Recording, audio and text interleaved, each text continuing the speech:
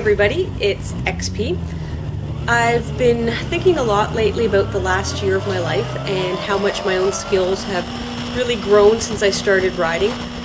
And I started thinking back about how lucky I am that when I started riding, I met a few local chicks who rode, and they were able to kind of mentor me a little bit, give me some extra tips about riding skills and things like that. And it got me thinking about other girls or chicks who are getting on bikes for the first time and how intimidating that can be if you don't have anyone to show you the ropes. I managed to talk a few of my girlfriends into coming out on their bikes today and helping me put together a video with the best tips that we could come up with for a new rider, and we reminisced a little bit about our own riding experiences. Hi, my name is Sarah.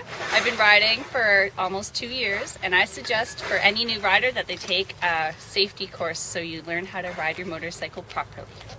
Hi, I'm Rebecca, and I've been riding for 8 years or so, and if I had advice to give to a new rider, it's make sure that your haircut looks as good going into a helmet as it does coming out.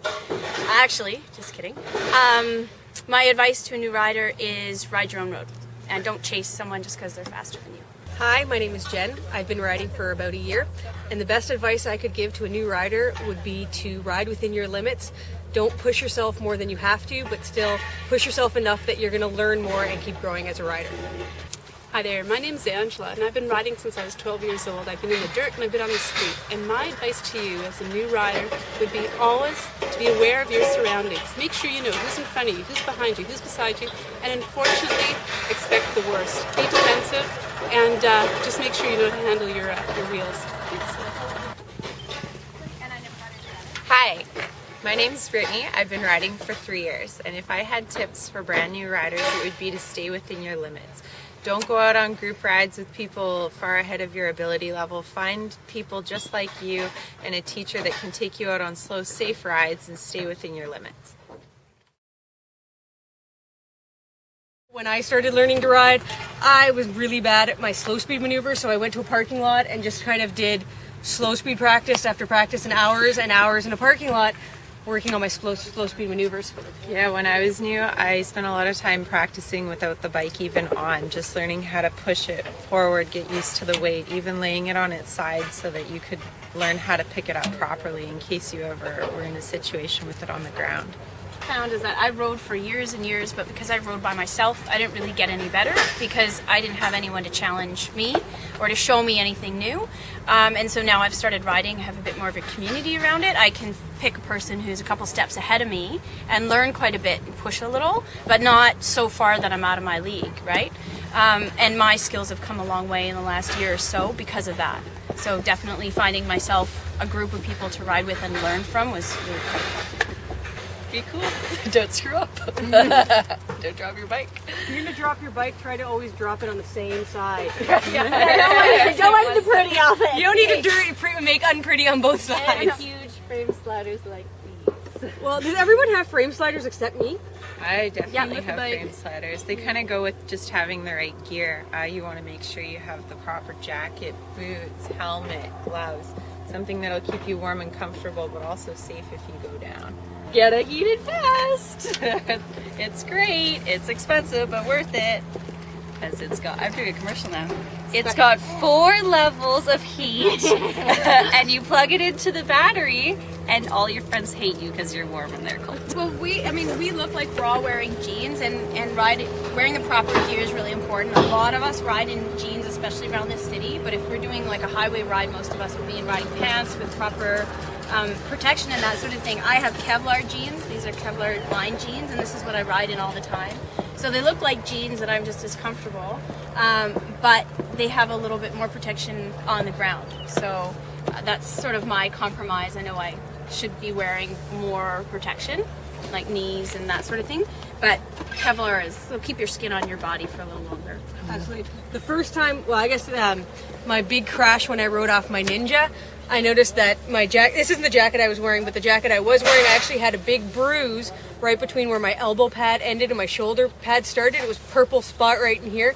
So I can just imagine what would have happened if I hadn't been wearing any kind of gear.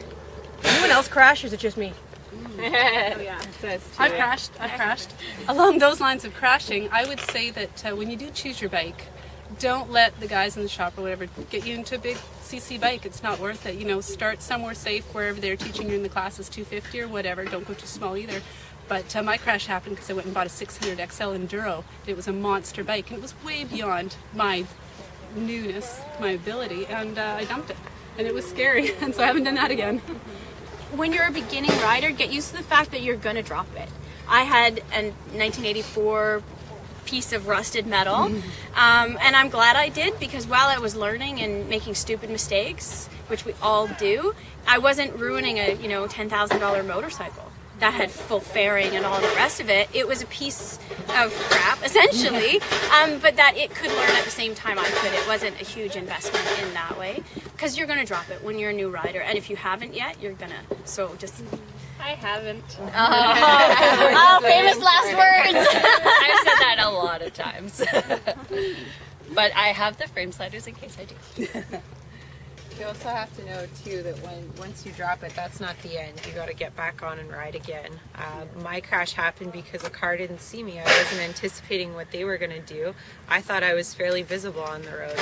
I've since gone out, bought a brighter colored helmet, a brighter colored bike. I have reflectors in my jacket, so if they say, "I don't see you again," I'm going to say, "I don't believe you." And it was really important for me to get out, start looking for another bike again, ride safely, and anticipate what those cars are going to do, because you never know, they could be looking right at you and cut you off. They look through you. Yeah, I feel like they're staring me right in the eyes, but I'm here. Yeah. Another thing is if you're relatively new and you get in a situation where maybe the weather's changed and all of a sudden it's become foggy, or the roads have iced over, or it's torrentially raining, leave the bike wherever it is, find another way home, because those situations may be beyond your ability, so you got to be safe first. I mean, we all insure almost all year and can keep riding, but some of those days there's black ice out there. Those are the days you really need to know to park and just save it for when the sun comes out again. All the stages I wander, oh come girl, all the excitement, come on.